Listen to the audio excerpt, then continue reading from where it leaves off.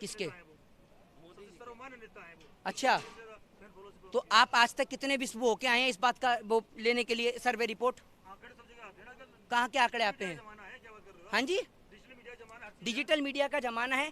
अरे एक बात मेरी बात तो सुनिए, डिजिटल मीडिया का जमाना है, वो पूरा देश जानता है। तो एक बात आप मुझे बताइए, वही अगर डिजिटल मीडिया के जरिए देश के अंदर तमाम लोग किसान को समर्थन देते हैं तो आप कह देते हैं कि भैया ये तो ट्वीट पैसे के जरिए कराए जा रहे हैं। अभी आपने देखा अनुराग ठाकुर ने बोला कि इतने ओलंपिक में पदक जीते जाएं कि मंच छोटा पड़ जाए, तो जनता ने उनको पता है क्या जवाब दिया है?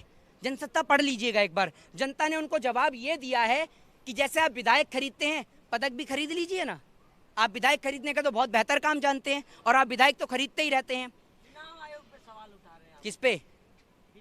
विधायक खरीदने का काम चुनाव आयोग करते हैं या सरकार करती है? आपकी आदत भी संबित पात्रा जैसी है। आपसे पूछो हिंदुस्तान पहुंच जाएंगे पाकिस्तान। आप कहते हैं हिंदुस्तान के अंदर, आपको तो सिर्फ ये है कि आप पाकिस्तान की बात करते हैं 24 घंटे। आपसे पाकिस्तान को लेकर जितनी मर्जी बात पूछवा लो, वो आपको पता होगा कि आज इमरान बिरयानी खा रहा है। आपको खुद नहीं पता है क्यों करना है? उनका तारीफ तो कर दो आप विधायकों के खरीदने की बात कर रहे हैं, तो कांग्रेस ने भी तो विधायकों और सांसदों को खरीद के अटल जी की सरकार गिरवा दी थी। ये बताइए आप मुझे, यहाँ पर कांग्रेस और बीजेपी को, मैं तो कहता हूँ कि देश के अंदर सारी पार्टियां, जितनी भी पार्टियां हैं, पॉलिटिकल पार्टी जो किसान की बात ना सुने, युवाओं की बात ना सुने, वो बेकार पार्टी है।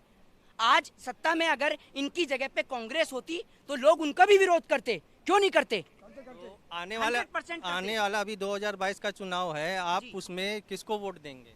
ये तो मेरा एक पर्सनली राइट है और आपको पता है इस पर्सनली राइट को अगर पूछने पे आपको भी सजा हो सकती है। ये बात आपको नहीं पता होगी, लेकिन मैं बता देता हूँ फॉर योर काइंड इन्फॉर्मेशन।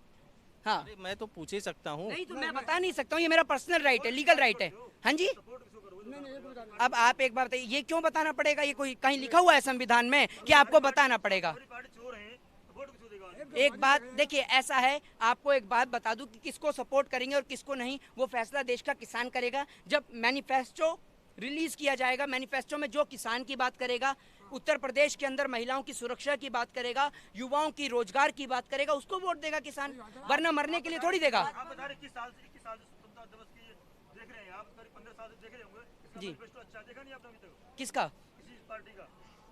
बात अब की हो रही है या नहीं? बात अब की हो रही है या पहले की हो रही है? एक बात आप मुझे बताइए, कांग्रेस ने और तमाम पार्टियों ने गलतियां करी होंगी, तभी आज सत्ता में भारतीय जनता पार्टी को मौका दिया गया था। और लोगों ने मौका इसलिए दिया गया कि एक गरीब परिवार का व्यक्ति अगर कुर्सी पे बैठेगा तो गरीब लोगों के हित की बात करेगा। लेकिन लोगों को ये नहीं पता था कि लोगों को नंगा करके उनके तन से कपड़ा उतारकर 10 लाख का सूट खुद पहनेगा। लाल बहादुर शास्त्री जी ने, आपको पता है, फटी धोती पहनी और अपनी इनकम ऑफ सोर्सेज को छोड़ा, अपनी तनख्वाह को छोड़ा और देश के लिए काम करा। एक और प्रधानमंत्री मोदी 10 लाख के सूट पहन रहे हैं।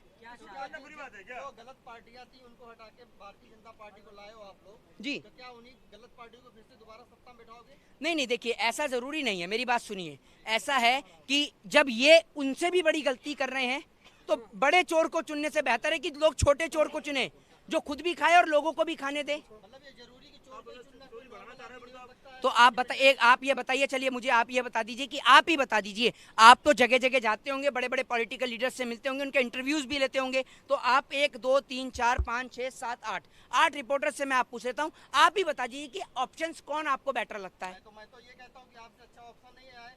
आप पढ़े लिखे हैं, आप लॉ के स्टूडेंट, आप अच्छे से देश चला सकते हैं। लेकिन अरे मेरी बात सुनिए भैया, अरे भैया मेरी बात सुनिए, एक मिनट, आप इसको क्लैप मत करवाइए प्लीज, क्लैप मत करें। सुनिए, मेरी एज 21 साल है अभी, ठीक है, मैं आपको बता दूं, और मेरा काम ये है, सिर्फ मेरा काम कोई चुनाव लड़ने का नहीं है। आप सोचते होंगे मेरा काम, सुनिए जिम्मेदारी है, और सुनिए जिम्मेदारी, अरे सुनिए, जिम्मेदारी ये नहीं है कि चुनाव लड़के कुर्सी पे बैठ जाओ, जिम्मेदारी ये भी होती है कि आप, एक भगत सिंह कोई चुनाव नहीं लड़े थे इस देश के खातिर, राजगुरु सुखदेव कोई चुनाव नहीं लड़े थे। मेरी जिम्मेदारी है और मैं समझता हूँ मेरी जिम्मेदारी ये है, इसका अनाज खा रहा हूँ तो इनको समर्थन करूँ, सपोर्ट करने आऊँ। आपको लगता है कि नहीं, मेरे से, मैं आपको नहीं, मैं आपको बता देता हूँ, मेरी उम्र 21 साल है।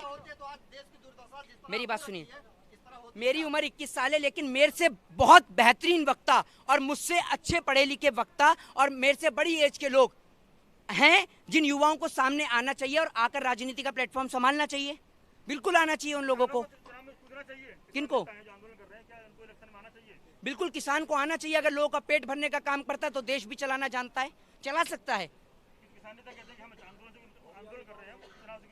अगर किसान आना चाहता है तो राजनीति में, तो जहां तक मैंने कॉन्स्टिट्यूशन पढ़ा है, अगर कोई और कॉन्स्टिट्यूशन आपने पढ़ रखा हो तो मैं नहीं जान सकता। मैंने तो एक ही कॉन्स्टिट्यूशन, एक ही संविधान पढ़ा है जिसमें सभी लोगों को आज़ादी है अपनी बात को रखने की, अपने विचारों को विमर्श करने की और लोकतंत्र में चुनाव लड़ने की, तो वो भी लड़ सकते हैं, कोई दिक्कत नहीं है। आपको नहीं लगता कि सड़क पर बैठ के अगर आपका अधिकार नहीं मिल रहा है तो सड़क से उठकर संसद के अंदर जाकर अपना अधिकार ले, इलेक्शन लड़के आप अंदर जाएं और अपने किसानों के लिए हित में कानून बनवाएं? देखिए मेरी बात सुनिए, आपको मैं एक बात बता दूं कि ये संसद तक जाने की जो आप बात कर रहे हैं, संसद के अंदर हमारे देश की महिलाओं को भेजा गया, चाहे वो महिलाएं स्मृति ईरानी हो, चाहे तमाम महिलाएं जिनको भेजा गया, जो आपकी रिपोर्टर भी यहाँ पर खड़ी हैं ये भी महिलाएं हैं, इन महिलाओं ने इसलिए चुन के भेजा कि एक महिला, कम से कम एक महिला के लिए तो आवाज़ उठाएगी। लेकिन आज आप देखिए क्या हो रहा है संसद के अंदर, महिला आवाज़ नहीं उठा रही है। प्रधानमंत्री ये समझते हैं पहले उनके नए जो कैबिनेट मंत्री हैं उनको इंट्रोड्यूस कराया जाए, किसानों की बात नहीं सुनी जाए, और किसानों की बात सबसे बड़ी बात। किसानों की बात कर कौन रहा था? राज्यसभा, विधानसभा और आपने लोकसभा हर जगह देखा कि हंगामा हो रहा था। एक बात आपने मुझे बताइए, आपने कही लड़ाई झगड़ा कर रहे थे, हाथापाई कर रहे थे। आपने कही संसद की बात, ठीक है, एक बात आप मुझे बताइए, आप तो बखूबी जानते हैं कि जब किसान दिल्ली के अंदर आने से पहले, दिल्ली के अंदर घुसने से पहले, 26 जनवरी से पहले दिल्ली में आ रहा था तो उसके ऊपर वाटर कैनन से पानी छोड़ा गया, किसान के ऊपर तमाम तरीके के उसके ऊपर लाठी से लेकर डंडे चलाए गए, ठीक है। एक बात आप मुझे बताइए, ये अपने अधिकार के लिए पंजाब से, हरियाणा से, आंध्रा से, मध्य प्रदेश से, कश्मीर से कन्याकुमारी तक अगर उठ के आता है आर्टिकल 19 के तहत, वो इसलिए आया कि रेल की पटरी पे बैठे बैठे बेचारों के घुटने टूट गए, लेकिन कोई सुनने वाला नहीं था।